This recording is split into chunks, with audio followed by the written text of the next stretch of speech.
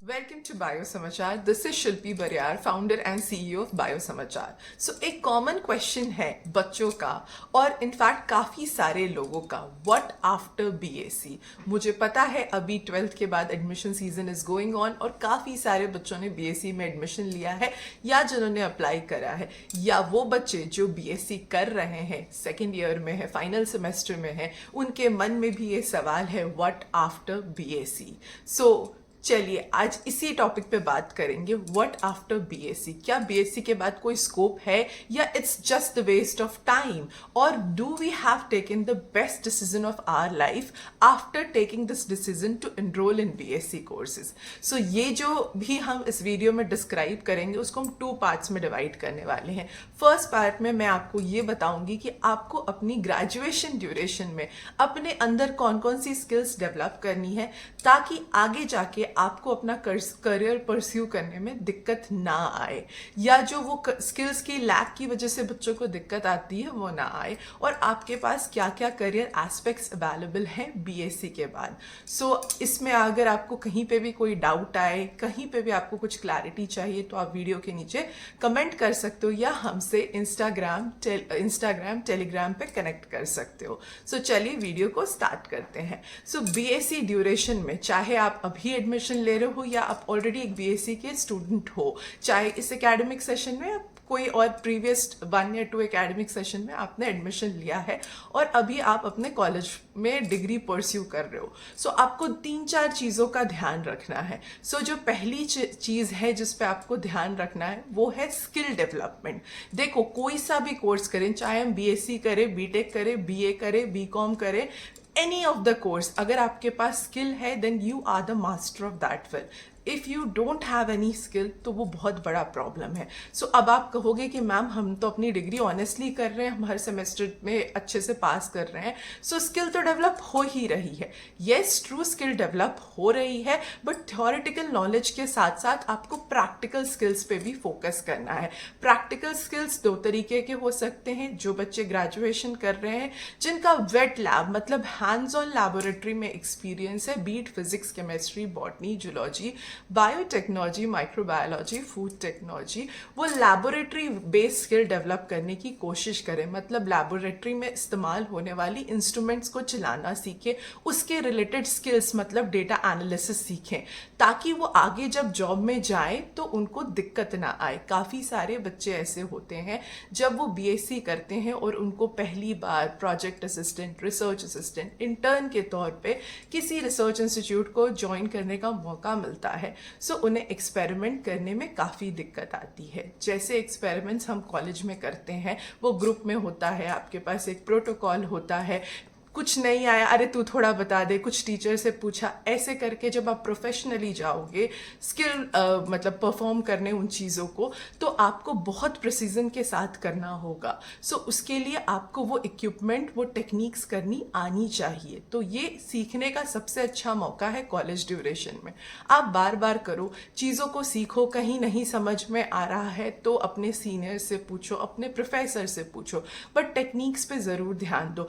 Practical class बिल्कुल नहीं miss करनी है, बिकॉज मैंने मोस्ट ऑफ द स्टूडेंट्स को देखा है थ्योरी अटेंड करी, प्रैक्टिकल चल तू मुझे बता देना क्या क्या कराया था टीचर ने, बट वो सुनने से तो नहीं फ़ायदा होगा ना, आपको स्किल वो डेवलप करनी है। सो वो स्किल तो आपको डेवलप करनी, अगर आपके कॉलेज में ये फैसिलिटी नहीं अवेलेबल है तो आप चाहो तो अपने नियरेस्ट रिसर्च लैबोरेटरी में, जहाँ पे जैसे कि सीएसआर के काफ़ी सारे स्किल सेंटर्स हैं, वैसे अक्रॉस इंडिया काफ़ी जहाँ पे आईआईटीज़ हैं, आइजर्स हैं, या सेंट्रल रिसर्च इंस्टीट्यूट्स या सीएसआर की लैबोरेटरी तो हर स्टेट में लगभग आपको मिल जाएगी।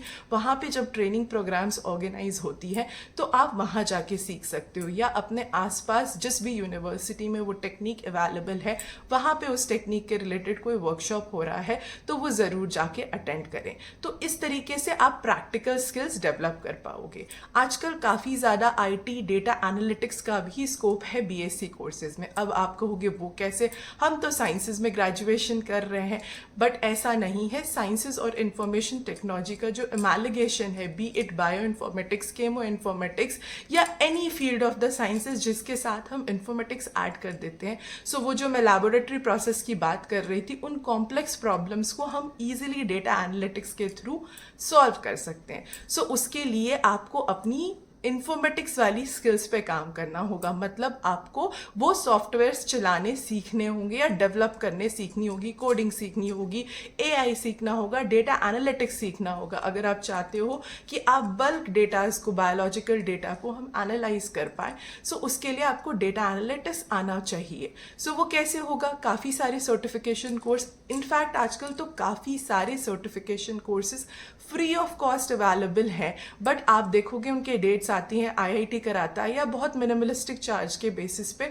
आप कर सकते हो ऐसे कोर्स। तो अगर आप अपनी स्किल डेवलपमेंट पे काम करोगे, be it wet lab skill या be it laboratory skills, be it wet lab skills, be it soft skills, be it your information technology या आईटी स्किल्स, तो वो आपको काफ़ी मदद करेगा आगे जाके एक सक्सेसफुल करियर चॉइस लेने में। देखो, मैं आप सबको एक बात बहुत इंपॉर्टेंटली और बहुत अच्छे से समझाना चाहती हूँ। मेरे पास काफ़ी बच्चे आते हैं।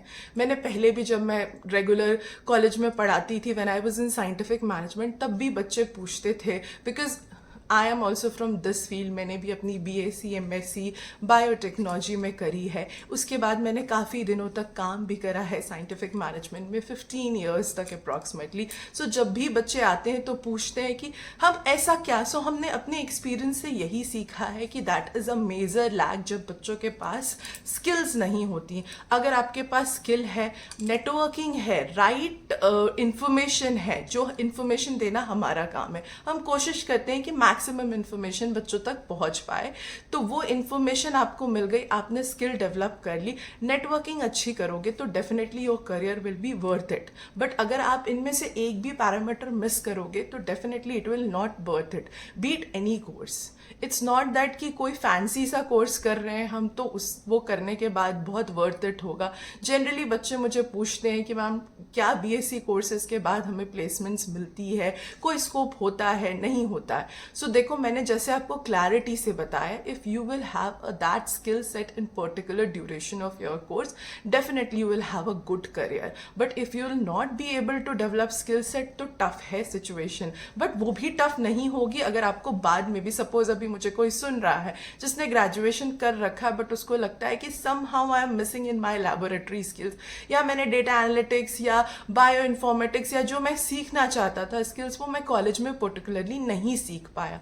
कोई बात नहीं है, चिंता करने की बिल्कुल ज़रूरत नहीं है। कॉलेज के बाद भी आप इंटर्नशिप्स के थ्रू सीख सकते हो, बट सीखना बहुत ज़रूरी है। जितना जल्दी सीखोगे इंडस्ट्री में काम कैसा होता है, जितना जल्दी सीखोगे रिसर्च लैबोरेटरी में काम कैसे होता है और स्किल जनरेट कर लोगे, उतनी जल्दी आप एम्प्लॉयबिलिटी कोशेंट आपका बढ़ता जाएगा। बट जब तक वो नहीं आएगा, आप कितनी भी फैंसी डिग्रीज कर लो, कोई फ़ायदा नहीं है।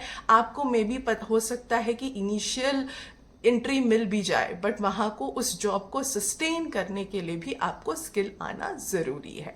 सो ये तो एक एस्पेक्ट हो गया जिसमें हमने काफ़ी डिटेल में बात करा कि skill development is very important. So students ये स्किल डेवलपमेंट कैसे कर सकते हैं अपनी मतलब ग्रेजुएशन की जर्नी के टाइम पे? आप देखोगे हर बच्चे का समर सेमेस्टर में ब्रेक होता है, 1 से लेके 2 मंथ्स का, 60 डेज तक का। उस ड्यूरेशन में आप इंटर्नशिप्स कर सकते हो। 6 से लेके 8 सेमेस्टर तक का आपका कोर्स है, तो आप समझ लो आपके पास ऑन एन एवरेज 4 से 5 बार इंटर्नशिप करने के ऑप्शंस हैं। सो अब आपको भी ये इंटर्नशिप एक बहुत अच्छा विंडो खोल के देता है कि आप कुछ इंटर्नशिप रिसर्च लैबोरेटरी में कर लो, कुछ कॉरपोरेट में कर लो, कुछ NGOs में कर लो। उससे क्या होगा, आपको मल्टीपल एक्सपोजर मिलेगा और आपको अपना इंटरेस्ट एरिया समझ में आएगा। जैसे कि बच्चों को प्रॉब्लम होता है कि हमें तो पता ही नहीं हमारा नीश एरिया क्या है। सो वो नीश एरिया समझने के लिए जब आप काम करोगे, कॉर्पोरेट में काम करोगे, एज एन इंटर्न किसी स्टार्टअप में काम कर लो, काफ़ी कुछ सीखने को मिलेगा।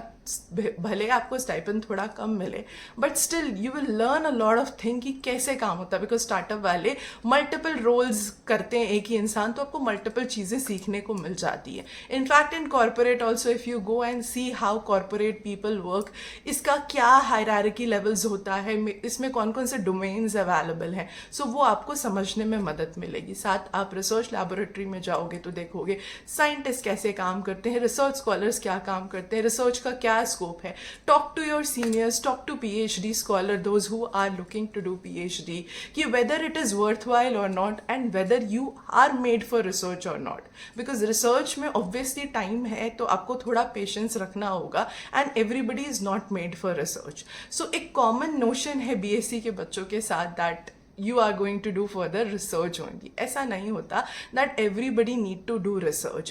जिनके पास वो ड्रीम है that I wanted to be a scientist, I wanted to be a professor, so definitely आप initially टारगेट करके रखो एंड नेशनल एंट्रेंस एग्जाम पे फोकस करो, जैसे कि CSIR नेट के ऊपर, गेट के ऊपर, या फिर CUET PG, ताकि आपको अच्छी रिसर्च लैबोरेटरी में PhD मिल जाए विथ स्टाइपेंड मिल जाए, या कॉरपोरेट या इंडस्ट्रियल PhD टारगेट कर रहे हो, सो कॉरपोरेट के तरफ इंटर्नशिप करो, वहाँ पे नेटवर्किंग स्टैब्लिश करने की कोशिश करो, ताकि आपको वहाँ पे एक पेड PhD मिल जाए.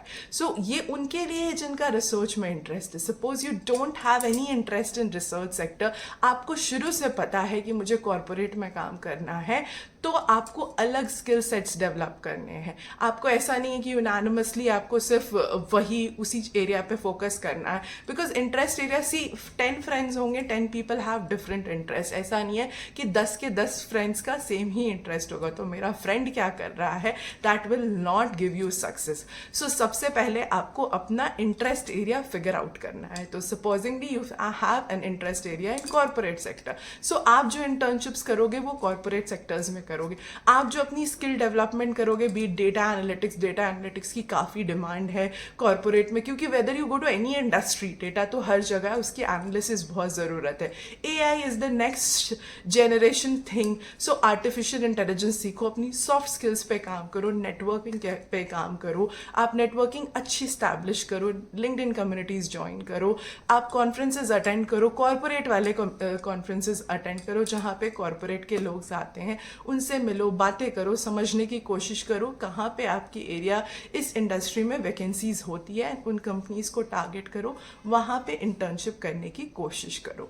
सो अगर आपने करेक्ट टाइम पे करेक्ट चीज़ें करी तो आपको जॉब में एंट्री बहुत ईजी हो जाती है. सो आपको इनिशियली ही पता चल जाएगा कि कॉर्पोरेट के लिए क्या स्किल सेट्स की ज़रूरत है. अगर आपको लगता है कि मुझे कोई एड ऑन कोर्स करना है, जैसे कि सप्लाई चेन में, be it human research, be it marketing, तो आप वो भी कर सकते हो अपने कॉलेज ड्यूरेशन में. अभी आपको पता होगा, आप सबको UGC आप सबको ये परमिट देता है कि अगर आप एक डिग्री फुल टाइम कर रहे हो तो एक डिग्री डिस्टेंस या ऑनलाइन मोड पे कर सकते हो. सो अगर आपको लगता है तो आप कोई डिप्लोमा कर सकते हो इन सारी एरियाज में जहां आपको अपना स्किल सेट डेवलप करना है.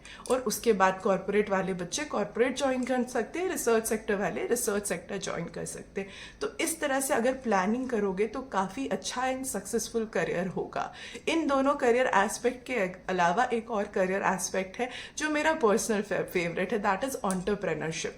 सो एंटरप्रेन्योरशिप जिन बच्चों को करनी है वो एंटरप्रेन्योर, आप स्टार्टअप वालों के साथ इंटर्नशिप करो, आप यू गेट टू नो क्या क्या आइडियाज चल रहे हैं, आप रिसर्च करो, आइडिया जनरेट करो, अपने इंक्यूबेटर सेल जो हर कॉलेज में होता है उनसे बातें करो कि कैसे स्टैब्लिश करना है, मेरे पास ये आइडिया, हैकेथॉन्स में पार्टिसिपेट करो, and after your graduation start building your own startup, look for funding. So don't think that I'm just a graduate, let me do some post graduation or PhD then I will start. It's never too enough to start anything. It should always be early. As much as early you will start, the rate of success is very high because आपके पास उतनी risk taking capacity होती है.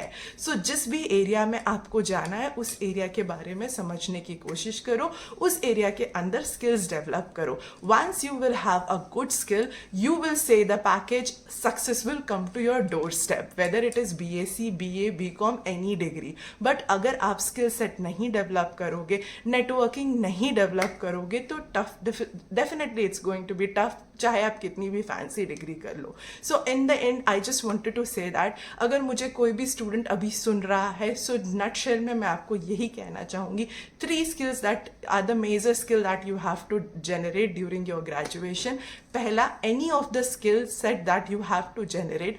the second skill set के साथ साथ आपको networking सीखना बहुत ज़रूरी है, and focus on your presentation and soft skills as well. So this will give you a very successful career. And अभी आपको कोई भी questions है, you can connect with us, you can subscribe our channel. We are going to make cohorts for the graduation students where we will be help them guiding in reaching their dream career. So stay tuned to Biosamachar. We post a lot of internships. We are going to conduct a lot of internships for you guys, those who are pursuing BSc, and wish you a very good and successful career ahead. Plan your career. You are the king of your career, and definitely success is waiting for you. Stay tuned to Biosamachar.